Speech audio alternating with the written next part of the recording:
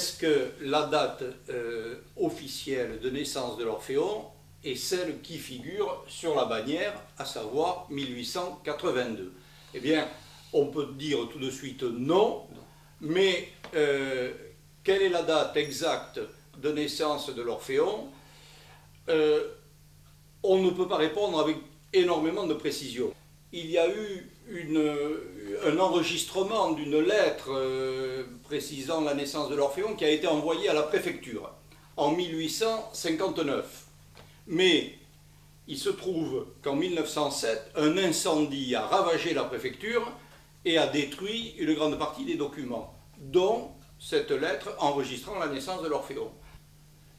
Malgré cela, il faut bien savoir que l'Orphéon existait, même s'il ne s'appelait pas l'Orphéon. Il y avait déjà un chœur d'hommes qui se réunissait, non pas à Salis, ce qui est assez curieux, mais qui se réunissait à Castagnède.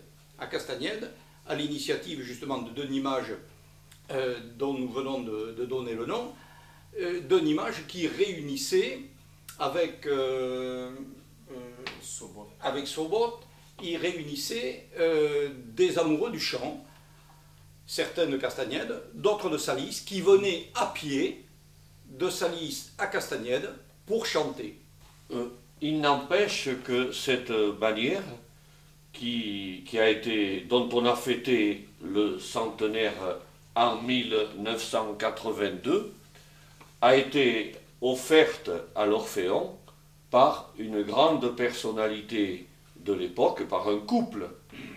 Exactement, c'était madame et monsieur le docteur Coustalet de la Roque, médecin de Napoléon III, et qui était propriétaire d'une maison ici à Salis, qui s'appelle le pavillon Louis XV, dont ce couple avait cru bon et avait fait ce geste vis-à-vis de l'Orphéon d'offrir cette magnifique bannière qui est encore exposée dans notre salle de répétition et qui est ornée de toutes les médailles que les anciens orphéonistes ont pu récolter dans les divers concours. Bon, au départ, il est certain que le chef, c'est Denis Mage. C'est Denis Mage qui cumule à la fois, il cumule rien parce qu'en réalité il est le chef, il n'y a pas de président. Mais le chef, c'est vraiment lui qui dirige non seulement les répétitions, mais qui dirige le groupe de choristes. Avec sa fortune personnelle. Avec sa fortune personnelle, puisque Francis, vas-y, vas-y. Avec sa fortune personnelle, mais alors là, il est à Salis. Hein. Oui. Et un instituteur à l'époque gagnait 600 francs par an. Et il avait présenté une facture de 200 francs pour frais de fabrication des partitions.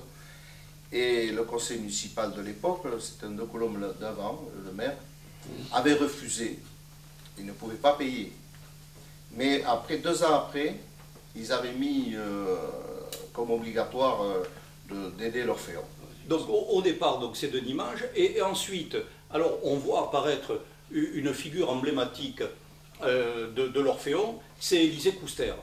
Élisée Couster qui, en 1867, va rédiger un règlement de l'Orphéon, un règlement extrêmement précis, très détaillé, et qui est d'ailleurs très intéressant à regarder, à consulter, parce qu'il organise tout d'une façon que l'on a peine à imaginer aujourd'hui en 2015, avec des obligations de présence, avec des amendes pour ceux qui sont absents, pour ceux qui arrivent en retard, enfin, il y a vraiment un règlement là qui révèle tout l'esprit de l'époque.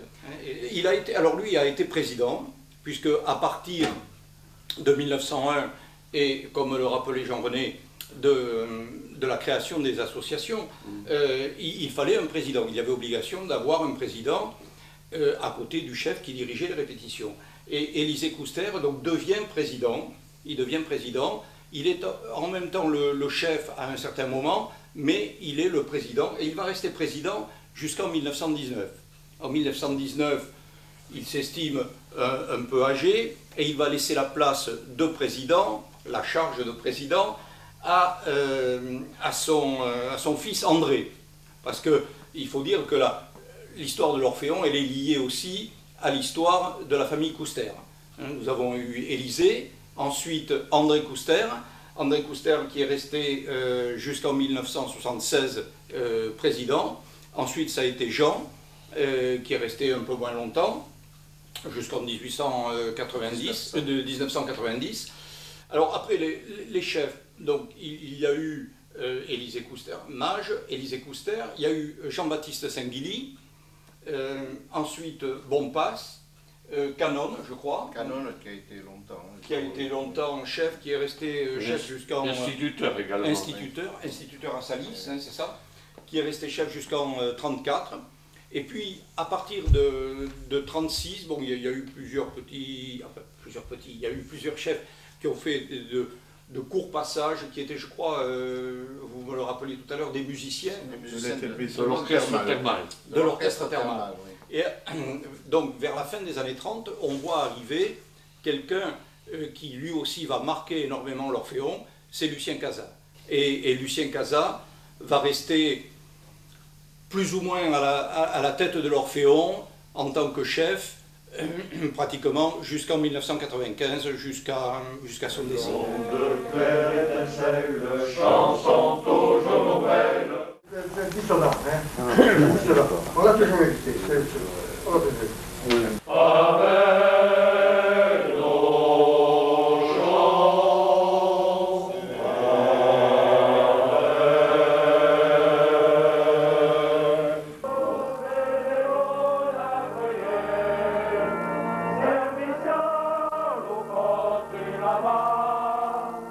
Pendant la durée d'un mandat, il y a eu une interruption 59 à 66. à la suite des péripéties de la vie municipale, ce qui n'a pas empêché Lucien Cazat de revenir. Alors, il y avait eu entre-temps aussi Ernest Hustex, qui a assuré la direction de 1945 à 1951. Ensuite, donc, Lucien a repris, et puis Jean-Pierre Loga qui a pris la direction de l'Orphéon en 1995. Vive l'Oursaguès et sa ligne, vive l'Oursaguès et sa ligne. Il y a eu Maurice Lagisquet. Maurice Lagisquet aussi, qui a fait 2 ou 3 ans. 2 ou 3 ans, et Jean-Pierre Loga jusqu'à l'an dernier, enfin jusqu'à cette année. Et du côté des présidents, eh bien, donc la famille Couster. Et puis, lorsque Jean Couster a arrêté, c'est Edmond Despots qui a pris la présidence pendant 5 ans, jusqu'en 1995. Et en 1995, Edmond est décédé, malheureusement. Et donc, c'est moi qui l'ai remplacé. Pour le moment, donc, l'Orphéon est dirigé principalement par Christine Vidal, car c'est une révolution. C'est une révolution qui s'est produite il y a combien? Il y a 15 ans. 15 ans. Il y a 15 ans, dans ce cœur d'homme, l'arrivée d'une jeune femme. D'abord une excellente pianiste, puisqu'elle est organiste de Saint-Martin-Saint-Vincent. Une excellente pianiste qui nous apprend un petit peu le sens de la mesure. Elle aime passionnément l'Orphéon parce qu'elle est dotée d'une magnifique voix. Elle est aidée aussi dans les répétitions par Christian Postaille, Voilà. des nouveaux venus, oui. Mais qui apporte qui dirige Ils sont complémentaires, les répétitions d'un pupitre. Paternoster, voix de baryton.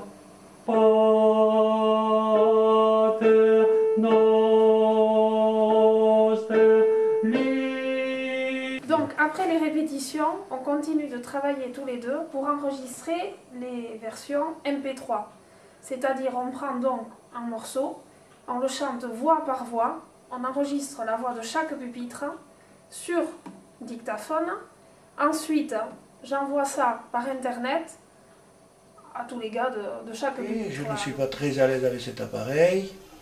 Alors, voilà. Reste de la salle, voix de baryton. Voilà, la voix de baryton, c'est ma partie. Donc je vais l'écouter. Et maintenant, je vais essayer de le chanter avec lui. Persalien enken est e che tan laudable lança, tout le Dieu qui était mort. Là, je me suis trompé, donc je recommence avec lui. Le reste de la salle, voix de baryton. Oui, per salir nel qu'en est, et qu'ayant à lauda la salle. Là, c'était mieux. J'ai un guide, je le suis, tout en suivant les notes. Je suis le ton, et c'est très agréable. Et si je voulais, je pourrais étudier tout l'après-midi. On avance beaucoup plus vite, d'une part en étant en pupitres séparés, parce qu'avant, en grand groupe, eh bien, forcément, s'il y a un pupitre qui chante, il y en a 3 autres qui s'ennuient. Là, en n'ayant que 2 pupitres chacun, ça va très vite. Hein. On fait répéter à peu près 2-3 fois chaque phrase musicale. On laisse reposer, on prend l'autre pupitre à côté, pareil, 2-3 fois, on fait la mise en commun et on avance comme ça, ainsi de suite. Alors, pas étalé déjà, pas les jambes croisées, les pieds bien à plat. Ouais, Hein? il y a qu'à se Voilà. mettre debout. Donc, la bonne posture, c'est soit debout, soit comme ça. Allez, on repart. Tu restes mon bonheur, petite fleur. Mon cœur. Léger, ne l'écrasez pas. C'est pas parce que vous êtes dans les graves ou le médium. Dans mon cœur. Non, ne poitrinez pas, surtout pas. Ah pardon, c'est un ré, hein? C'est un ré ou un do? Mieux que partout ailleurs. C'est bien, ça rentre. 1, 2. J'ai caché. Ré, mi, fa, sol, mi, ré, mi, ré. Petit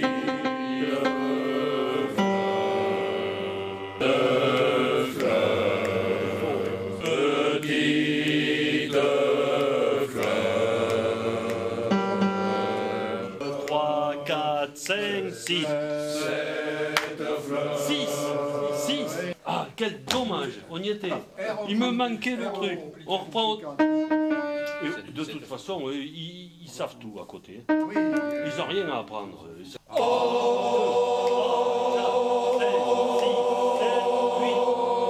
Et là, on va changer. Économisez-vous, il y a 16 temps à retenir. Oui, on respire un peu au milieu. 8 et 16. À tour de rôle. Oui, alors 8 et 16, ça fait 24. Hein. C'est le plus dur ici. Hein. Moi, je change de métier. Alors, mauvaise nouvelle. Non, rien du tout. Il n'y a rien du tout. Non, il n'y a rien du tout. Tout va Ceux qui très se bien. plaignaient que c'était trop Tout bas, va n'ayez très pas bien. peur, ça va s'arrêter. Petite fleur. On se met debout. Debout. Oui, il va falloir.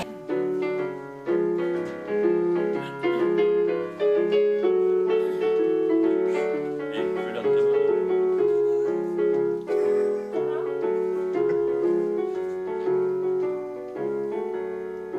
C'était. On a appris comme ça. Oui, non, mais c'est. Attends. Nous, non. D'accord. Nous, non. Allez, vas-y. Compromis, alors. Allez, vas-y. J'ai caché. 3, 4, 5. Mieux que partout ailleurs. 3, 4, 5. J'ai caché. Non. J'étais dans le bon truc. Au jardin de mon cœur, une petite fleur. 5, 6. Tu restes mon bonheur, petite fleur.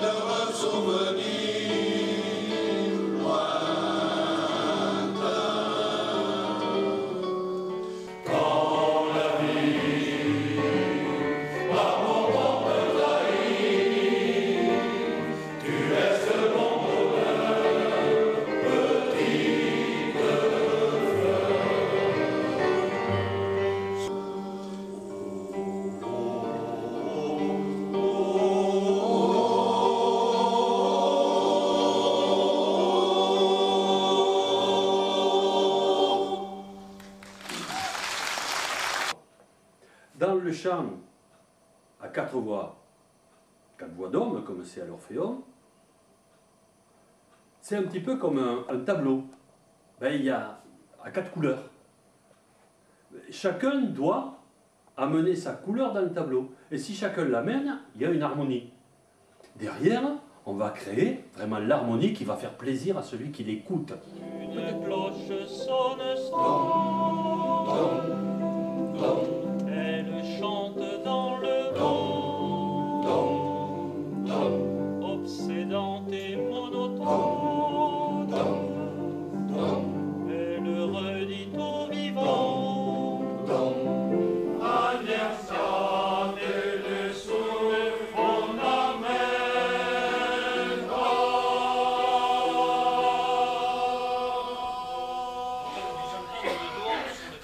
Pater noster qui es in celis.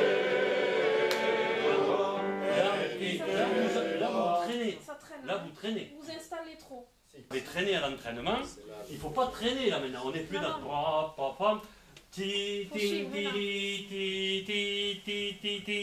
Moi j'étais bon là, hein, Oui, Christine. Oui, non, mais ça va. Et alors après, On voit arriver de nouveaux choristes au sein de l'Orphéon.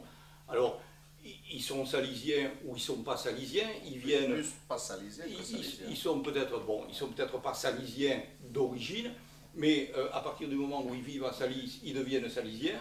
Et moi, je trouve extrêmement encourageant de voir cette arrivée maintenant. Je ne dis pas que c'est une arrivée massive, mais on voit arriver de nouveaux choristes. Mais je crois que maintenant, les anciens, on est minoritaires. Voilà. Oui, oui. Ah oui, oui. Et nous avons même, Philippe, une des dernières recrues, c'est un médecin roumain, qui est assidu à Salis, qui est installé à Salis, et qui est assidu aux répétitions de l'Orphéon. Jean Benegui, qui habitait l'hôpital d'Orion, et était venu, s'était incorporé à l'Orphéon, parce qu'il chantait, il avait une voix absolument merveilleuse, et il aimait chanter. Il faisait d'ailleurs partie d'une autre chorale, mosaïque, d'un village Lanneplat. Et dès qu'il est arrivé à l'Orphéon, il a été très apprécié parce qu'il avait un caractère enjoué. Appelons-le comme... il aimait rigoler, il rigolait de beaucoup de choses. Mais disons, le problème, c'est que mon gilet, je l'aurais mis, mais comme j'ai perdu 10 tailles à peu près sur tout, vous voyez, ça me faisait un gilet qui tombait là.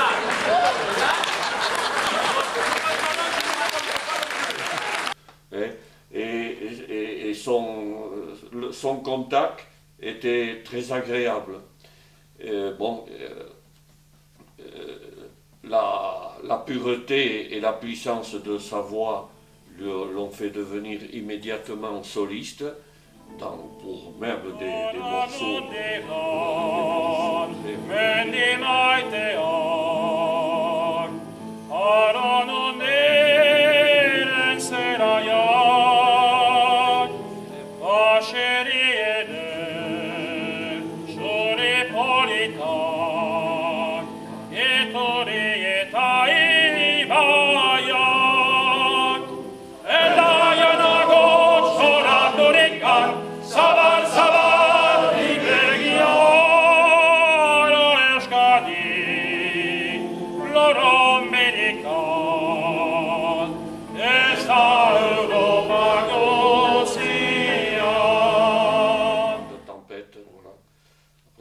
Tempête, et en débitant un arbre, il a été écrasé. Et les orphéonistes le regrettent et le pleurent encore. Avec d'autres chorales, oui, on chante, on invite des chorales, quoi. On invite des chorales, et évidemment, mais il y a toujours un esprit de compétition. On veut quand même être tous à la mesure de celle qui a chanté avant. Donc, ce qui fait que c'est positif, ce genre de rencontre. Et oui, on a fait une expérience, je me rappelle, parce que maintenant je commence à être le plus ancien. Là. On a fait une petite expérience qui était très enrichissante aussi, à Bidache, pour les féeries de Bidache, les nocturnes de Bidache. Ah oui. C'était avec René Descazeaux qui à l'époque chantait à l'Orphéon, qui nous avait amenés là.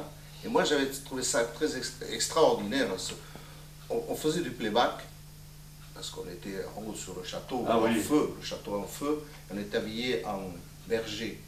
On était habillés tous en blanc. En blanc, oui. Tous en blanc. Et ça m'avait pris au triple. Un autre souvenir, puisqu'on en est au souvenir, c'est le Tannhäuser de Wagner.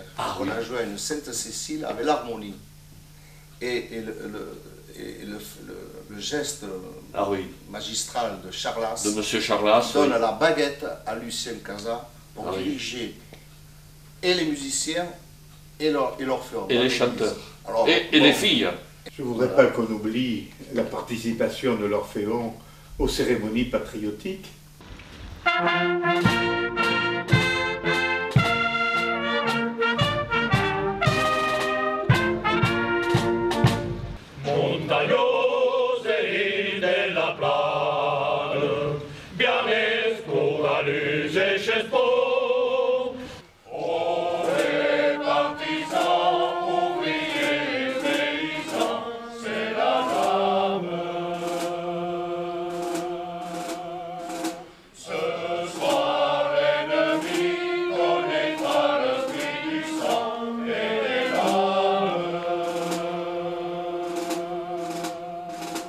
Et l'Orphéon a été associé, tout au long de la fête du sel, a été associé à cette manifestation, que ce soit de façon vocale, en interprétant des chants, soit le vendredi soir, soit en faisant des chars, parce que pendant plusieurs années, il y avait des chars qui étaient réalisés par l'Orphéon, de la même façon que ça aussi c'était un lien avec la vie locale, quand on organisait au moment des fêtes du 15 août, quand on organisait la poule au pot, au Roy. On a fait pendant 20 ans.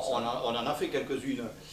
C'était vraiment un grand moment des fêtes de Salis, telles qu'elles se déroulaient autrefois. Donc je crois que le lien entre la vie salisienne et l'Orphéon, il est vraiment très très fort, quoi. Enfin, moi j'imagine pas, bon, je vais peut-être en pas assez pour en parler, mais j'imagine... Une année, M. Cazat nous avait demandé de faire les mignons. Les mignons, et nous étions donc habillés en mignons, mais il nous manquait quelque chose pour être tout à fait mignons. Alors certains d'entre nous avaient rasé les poils de leurs jambes. Je ne voudrais pas être aussi joyeux, mais je voudrais rappeler quelque chose de très important. L'Orphéon, pendant les deux guerres, a participé à beaucoup de choses, directement ou indirectement. Pendant la guerre de 14, ils ont subventionné les pauvres veuves qui apprenaient la mort de leurs parents. Le gouvernement donnait gracieusement 150 francs, mais ce n'était rien, et l'Orphéon complétait. Et puis, à la guerre de 39-45, il y avait tellement de prisonniers, et les prisonniers ont été nourris non seulement par leurs épouses rassemblées qui faisaient un colis chaque jour si elles pouvaient, mais aussi il y a eu les colis de l'Orphéon qui ont soutenu beaucoup les orphéonistes prisonniers en Allemagne. Et c'est quelque chose qui touche la solidarité. Donc l'Orphéon est aussi un Orphéon solidaire de la vie salisienne et de la générosité.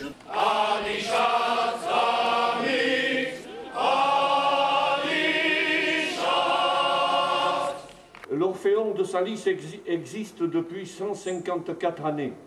Mais c'est la première fois qu'il chante dans un tunnel. Tout vient à qui sait attendre. Mais au gouvernement, fatiga de pagar, l'ourier physique c'est lui, on tombe que le Femme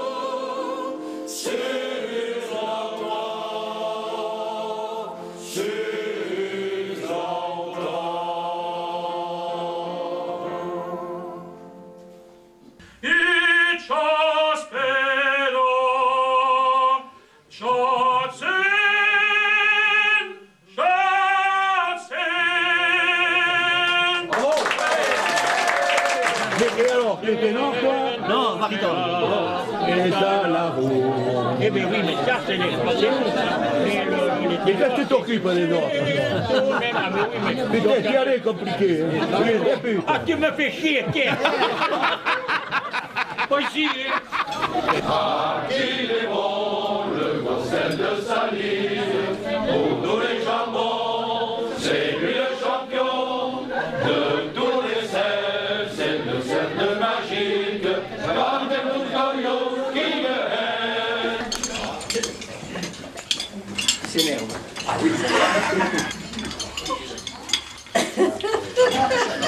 C'est accroché.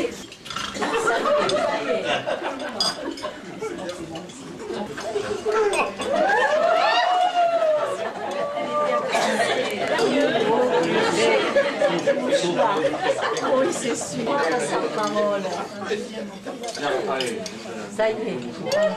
Ça y est. Il le met à la bouche.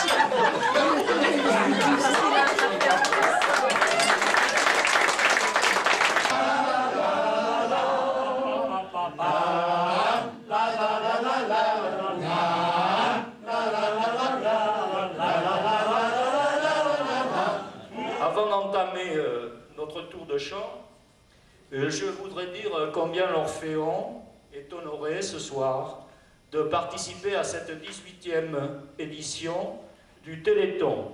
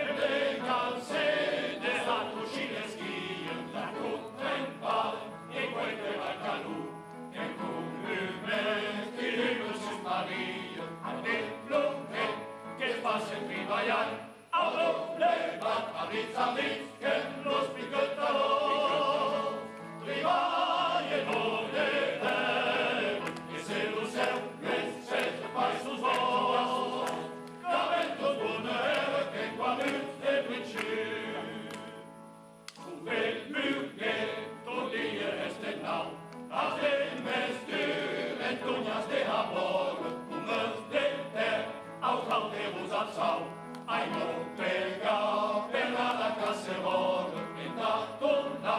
e quelle giustamente, ma non le cantare.